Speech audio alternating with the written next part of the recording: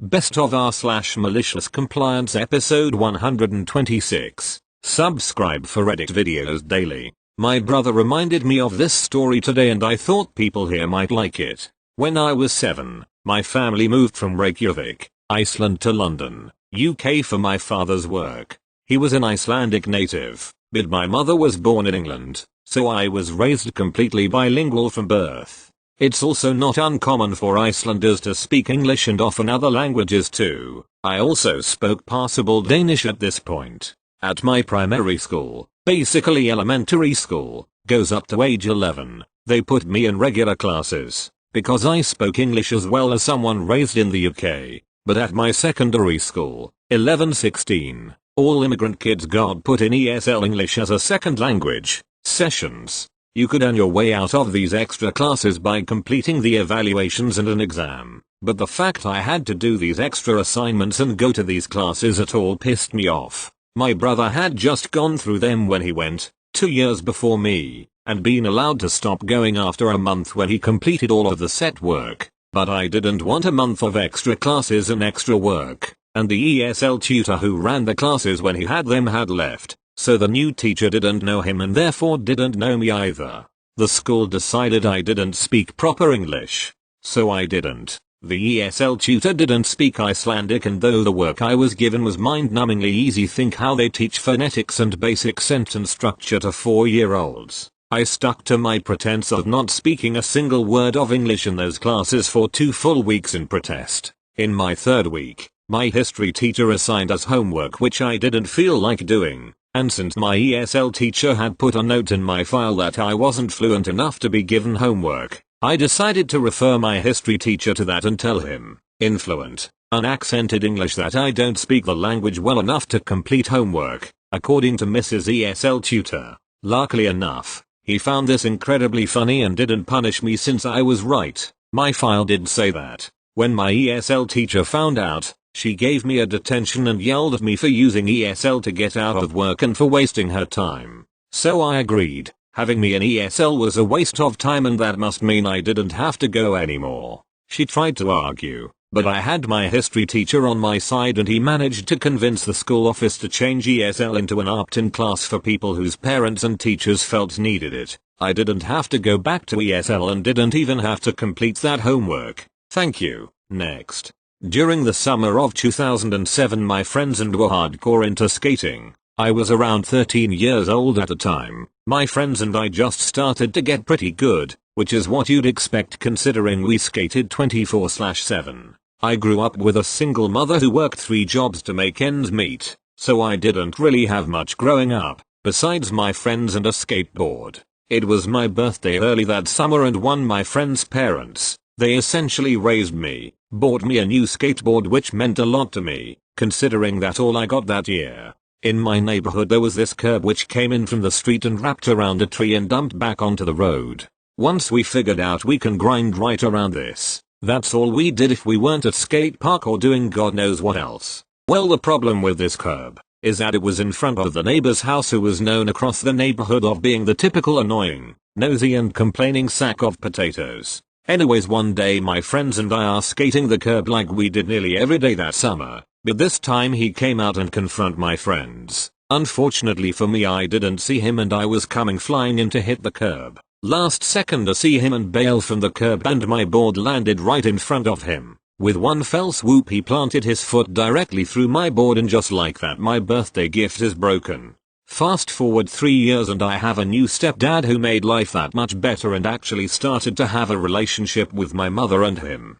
During that summer I was helping my stepdad and his car garage, helping fix and service cars and a bunch of stuff. Then one day the man who broke my board came in and needed help with his car. As soon as he saw me he reminded me about what he did to my board, in a joking-like fashion, like what he did was funny. My neighbor came in saying that his brakes keep making a squeaking noises, and demanded, quite rudely, if I'm honest we fix it instantly, saying that I want my car to be in tip-top shape, whatever you have to do, then smirked at me and said I can afford it. My stepdad said we were swamped and that he will call him when it's ready. He eventually sighed and said some crude remark as he stormed out, leaving the car. I told my stepdad that I'll look at the car. Turns out all he needed was a simple oil change. Here's where the malicious compliance kicks it. It did occur to me that he said he wanted his car in tip-top shape and that he could afford it. I noticed that well he would certainly want some brand new filters. While we're at it, let's replace the battery and maybe the whole brake system as well. It's important to note, even though we didn't live in a rich area, this man had quite a bravado about him and would constantly flex his seemingly minimal wealth upon everyone he could. I ended up racking up closer to $2,000 worth of parts and was quite pleased with myself. Fast forward to the end of the day, my father had left and I was going to lock the shop up and my neighbor came to collect. Gave him the bill as he looks his anger and disbelief, saying, "Why did you replace the battery and brakes and whatnot?" I replied simply with, "You said tip-top shape, thought you could afford it." He then begrudgingly agreed and paid his bill. Did he break a maybe $50 skateboard? Yes. Did I rack up pointless replacements on perfectly fine parts that we later reused? Yes. Thank you. Next. TLDR at the bottom. When I was an intern doing my general surgery rotation, I started having problems with a man I will call Dr. Dino, an anesthesiologist that had been around in our hospital since the Jurassic period and refused to retire for some unknown reason. For context, I did my practices in a small town hospital that didn't do a lot of surgical procedures, and about 80% of those were low-level urgencies, appendicitis and cholecystitis. Thus the surgeons and anesthesiologists did 24 hours shift in 2-3-day intervals. What was the problem then? Dr.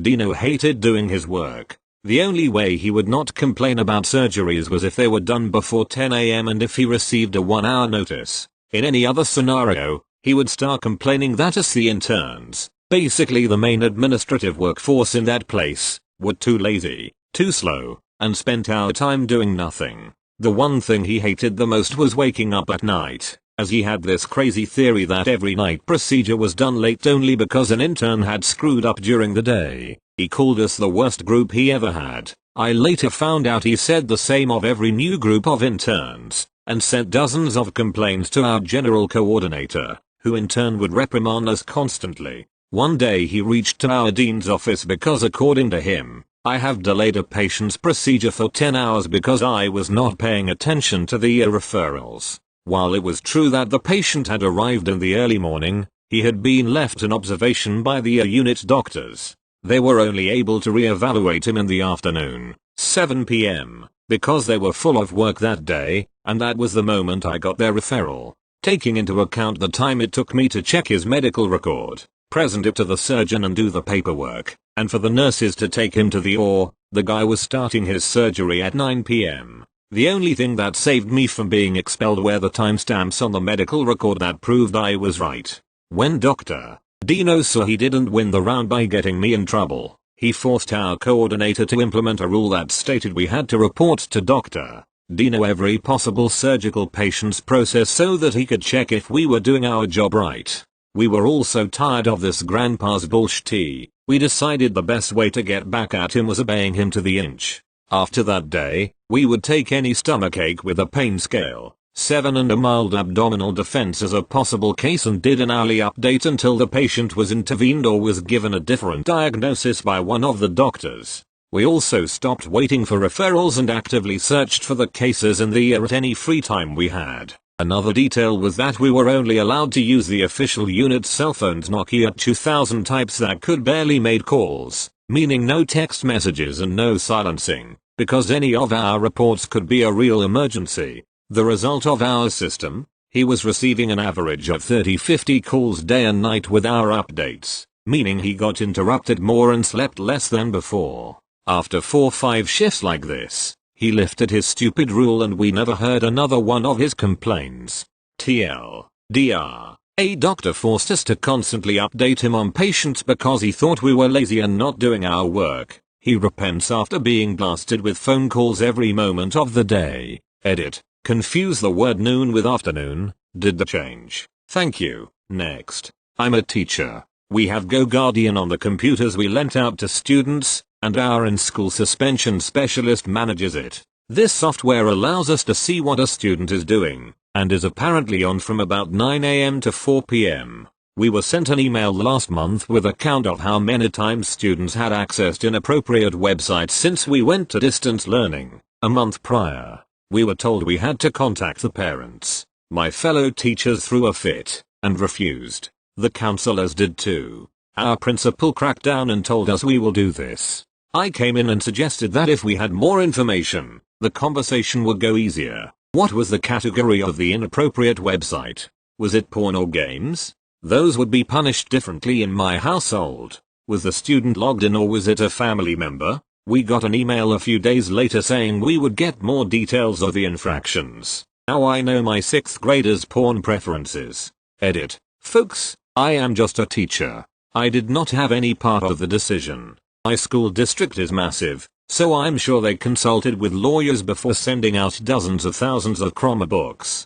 School is over soon anyway, so the time to raise the alarm has passed. The monitoring is from 9 a.m. to 4 p.m., Monday through Friday, on school-issue devices for remote learning. I assume lawyers were consulted, and the training for the monitors were extensive and included things like not turning on the webcam. I have a lot of issues with our district's rollout, but I'm not concerned about my specific schools monitor perving, nor do I think we're violating their First Amendment rights. Thank you. Next. A group of Swedes took advantage of the legal framework that made being gay an illness and called in sick to work, claiming their homosexuality as the reason. One woman, from the southern province of Smålandavan, managed to get social security benefits for calling in gay. https://www.mentalfloss.com/article/63529/time Swedes called gay work.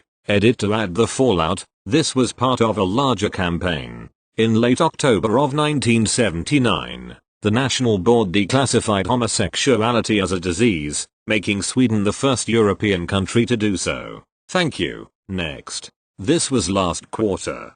The players are me, Prof, and my class. This is in an upper division Shakespeare class at my university. Basically, I kept raising my hand to answer questions because without that engagement I tend to lose concentration in class. This works out well for my classmates because none of them ever seem to want to answer anything or generally engage with the class. At some point, my professor singled me out and said, "Zombie often. Stop raising your hand so classmates can answer questions too." Alright, I think, not a big deal I guess. I diligently refrain from engaging in the class as best I can. This works out swimmingly for my professor, who is now asking questions to a crowd of bored college students that had been using me a crutch to not engage in the class. Getting anything answered is now a chore for the professor. She deals with the drudgery of an unreceptive class for all of 15 minutes before she breaks and says, "Zombie often. Do you have an answer? You always want to talk." "No, I'm good," I say, fully upset that she told me to shove it and came crawling back to me so quickly. There isn't much more to the story. She realized her error and had to deal with not having a student regularly respond to her calls for the rest of the class period. Needless to say, she made sure not to shoot me down for the remainder of the quarter. Thank you. Next.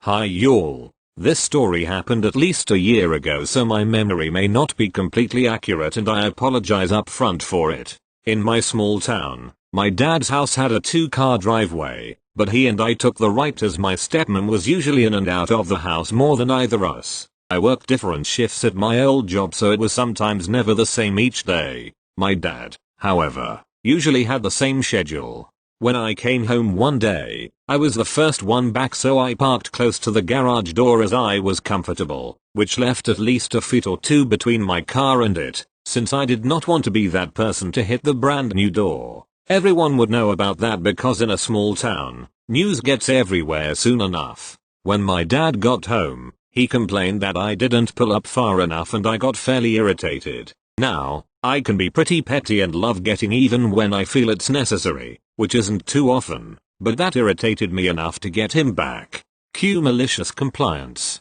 The next day, both of them were home before me and gave me a very good opportunity and I gladly took it. I pulled up my car super close to his nice sports car and, once I parked and turned off my car, got out to see how close I actually got.